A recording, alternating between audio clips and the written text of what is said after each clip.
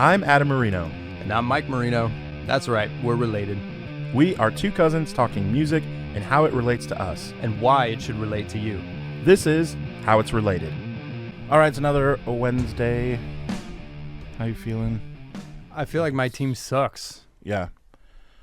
It's just what I'm feeling. Well, since you switched from the A's now, kind of. We did get to go to a Giants game. That's good. That was neat. They lost, but yeah, they do that a lot lately. Okay, so we've been kind of going through a little bit, learning about, I don't know, would you say like the bands that have molded you? Yeah. A little, like, you know. This is definitely one of them. But yeah, and kind of do like a little deeper dive, even though it's mostly me talking out of my ass. So give me the song title that first got you, and then we'll get into it. Okay, short little story. The guy who ended up being my first drummer just months later, in 7th grade, it's 1995. An album had just come out, and he was my buddy. He comes up and he's like, "You got to listen to this," and he hands me Deftones' Adrenaline. That's their first real release. Like, they had, demos and stuff before that, but track 1, Bored, it immediately grabs you.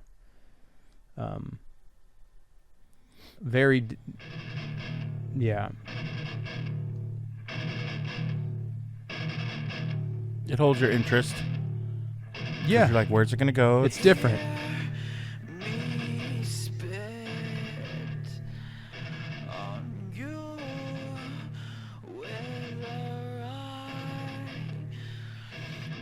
And this had come out at that point? Yeah. Right then? Yeah, he handed me the cassette. Well, obviously a cassette, yes. Yes. With the thing you take out and frank. To read the lyrics. That's how I read Vanilla Ice. Oh, that's a nice... I don't know this one, so... Really? Yeah. Huh.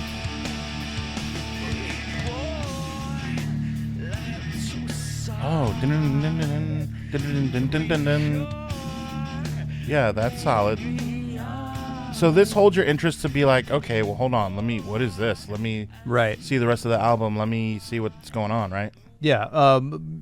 Pretty much being completely obsessed with Metallica at that point, and, Yeah, this was like a new take on morbid, it, like old Tampa death metal and stuff. What was I listening? I don't even know what I was listening to then. But yeah, just that crap. So Deftones had this, they have this, like, I don't think the kids are saying swag anymore, but they were like on the because Korn had just come out. Yeah. They were their Deftones was lumped into this new metal thing. That's what they called it. Yeah. That came with like they're kind of gangster, right? Skater kids from Sacramento. It's different with, like, I'll say this. So I feel like they were just the newer school of metal. Metal was older. Yeah. Like, not that Metallica was like old fogies, but they were like, kind of move over, grandpa. Yeah. Even though he wasn't a grandpa. We were also raised on rap, and we wear baggy clothes, and we're like into gangster shit, and we skateboard, and screw these guitar solos and this just, there's no guitar solos in any of that music. Any of it. Like, none. Yeah, that's wild. They deleted guitar solos because it's just so stinks of that last era. I didn't think about that. Yeah, of the butt rocker thing. And you were totally fine with it? Yeah. You didn't miss? No, because I was feeling that. I mean, that caught me. I was the target audience for that stuff, and yeah, they had this like image thing too with it, and Adrenaline, a handful of songs I liked, but I was just like, oh, what's this? This kind of like, let me open this door and see what's in here. And that, the bands like Downset, which are just like that, a little more on the rap side. Korn, obviously. I think Limp Bizkit was very close to releasing that first album, which is a whole different thing. Yeah. And it wasn't really my thing. From the get-go, Limp Bizkit was like, okay. It wasn't You heavy really enough. were? It wasn't heavy enough. It was riding the fence of being heavy. So it caught your attention, but you're like, No, know. what's funny is, like, 30 years later, I recognize how brilliant a guitarist Wes Borland is. And, back then you're just, I want, all the time, which the Deftones provided in a completely different way than I had heard before. So Adrenaline, it just hovered around. It was in the scope of things from the moment I heard it, just moving forward. And then what really, like, I'm getting goosebumps thinking about it right now, is when the second album, Around the Fur, came out, which is now a TikTok. Go track one. Everything's a TikTok. track one on Around the Fur. But that production, the aggressiveness, but still they kept the same thing. They just, like, it's like Adrenaline on steroids a little bit. The songwriting got better, and there's just many. This is a sound. This is teenagers are making TikToks to this song and stuff. And this is a part of their resurgence, My Own Summer, Shove It. Yep. Be Quiet and Drive. God, this whole album, man, really. Yeah, Be Quiet and Drive. Head Up. Yep. 10 songs, an hour and 14 minutes of just go ahead and hit play.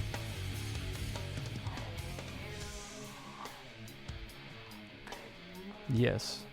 So, yeah, again, and at this point, I'm in bands. I'm, listening to stuff like this. And and you're in. You're just still holding on to my Metallica thing. I just, I think I'll always love them.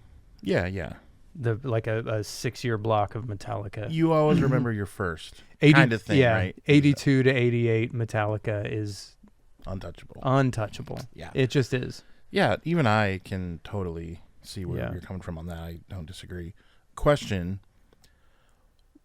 For me, here's where bands like this a little bit lose me, and I'm curious what you think, because there's something to be said about overproduction and anything where you have that, but then you have the, I only will sing like this. Yeah. I'm out. And I feel like a guy like you, with learning how your brain is, I feel like that's an eye roll for you, and I'm curious why it's not. It's not, because the melodies that he chooses, with his singing and his melody lines and stuff, it's almost like you're reading between the lines. It makes you, just a vocal performance makes you think. Also, who the hell was singing like that? But to my point, no one. Yeah, there's a reason why. It's weird and a turnoff. That's my take. I mean, there's all kinds of reasons why people don't sing like that. Well, because it's stupid. Like, I don't know. I'm trying to think of something that sounds like that, and I can't quickly. Yeah. Fair point. That's all I'm saying. And I'm just curious. Like, if someone on the street stopped me and said, "Hey, do you like Deftones?" I would say yes. I don't think there's any way that I would say no, because, dude, that stuff is good. But I'm just curious. Well, think about this. They're like metalheads or whatever, but Camilo Moreno, or Chino, which means Chinese in Spanish. I think he's Chinese Mexican. Isn't that just from the Philippines? No, that'd be Filipino. But you know what I'm saying. His Asian influences, Duran, Depeche Mode, stuff like that. That's so weird. And those influences, the kind of new wave in the 80s and the just emotional stuff, Pixie stuff like that, with the metal influences, and that's what he came up with. I think that's pretty interesting. Yeah. But it's signature now, man. It's kind of legendary. Like that's his. Yeah. No one still sings like that. What's the one? My favorite is, and I know it's the massive hit, but I watched you. Change in the House of Flies. Oh, in the House of Flies. Yeah. That is from their, in my opinion, Fight Me, Fight Me. Their best album, White Pony. So from 2000. That is where I got on like I was obviously way late, but and here's the thing you're saying about the way he sings. Yeah. Dude, that is cool. Like this was my introduction to the band. Yeah, honestly. they got a DJ playing sound effects on this album, and because like forever Incubus, yeah, was and so I'm like, but this band transcends that genre that they're lumped into of nu metal. And when it really kicks, I've watched you, and it just booms. Yeah, wasn't this on a movie soundtrack? Yeah, it definitely was.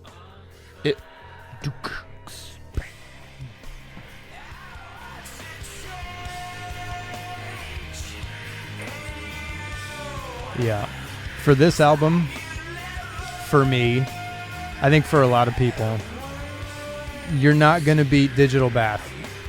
And that is, I mean, see the way he's singing works. It fits. There's no other thing to sing. There's no other way to sing these songs, especially on this album. And Digital Bath is like the best example of that. It's just, it works. It fits. They've created their own subgenre within this subgenre that they're in. Which is pretty cool. Like that completely is fair. Then if you're going to do it and make it cool. And now, because it's so normalized, I don't roll my eyes necessarily. They've overcome it that I don't roll my eyes. That's pretty good for a band to do. That's being an innovator. That's what that is. Yeah, dude. Like, I will admit that. Keep doing it, and then it becomes the way. And here you go. Like, this is what you're saying. There's no other way to sing this song. There's no other way to sing this song. You know what I mean? Yeah. Like, he picks weird notes to land on. It's just where no one can see. No, you can't sing it like that. you can't. I'll give you a little release right here. And then tonight, isolate in the chorus. Isolate that vocal track in the studio, and you're going like, "What are you doing?"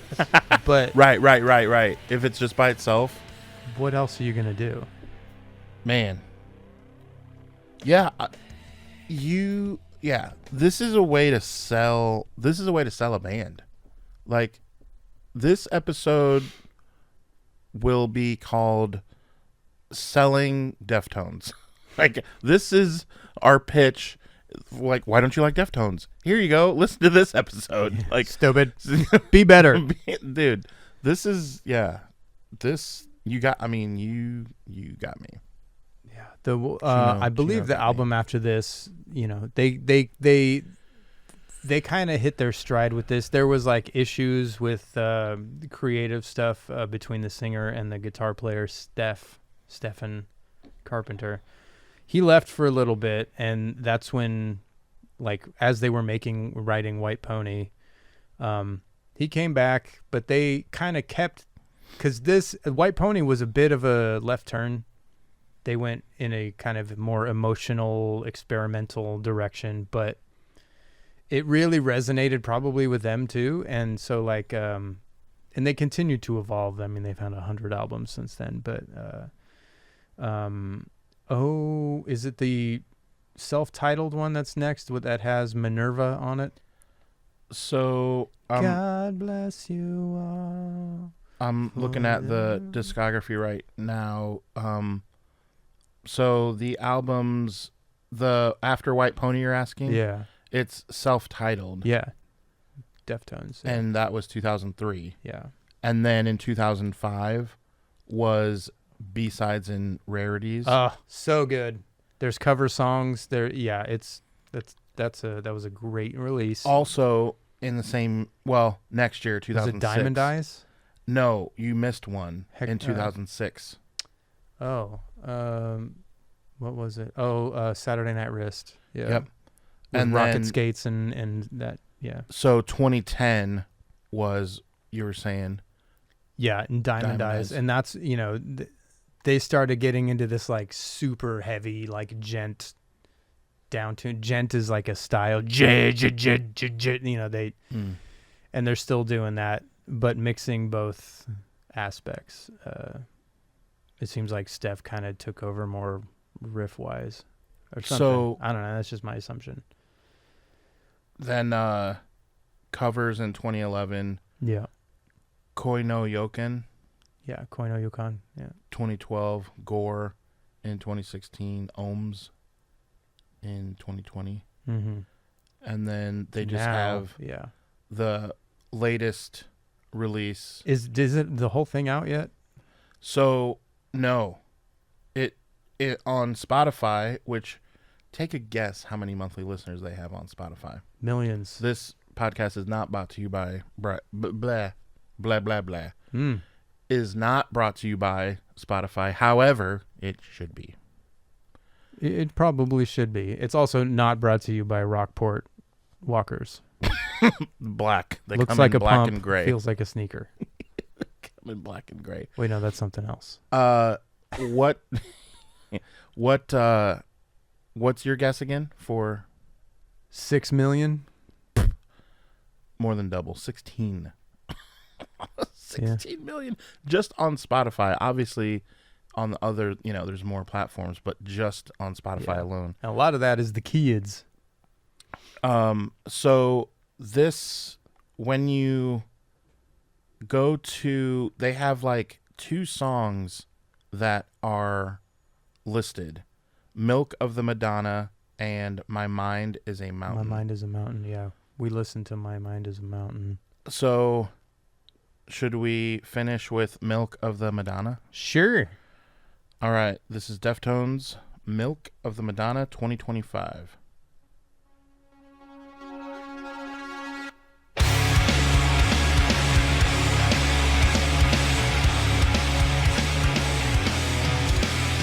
It's old school Deftones.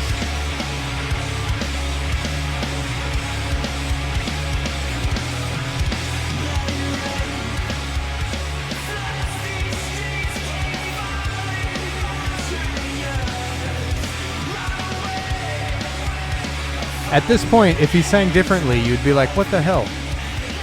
Go back to the weird thing. Yeah. Wow. Holy Ghost, I'm on fire. Holy Spirit, I'm on fire.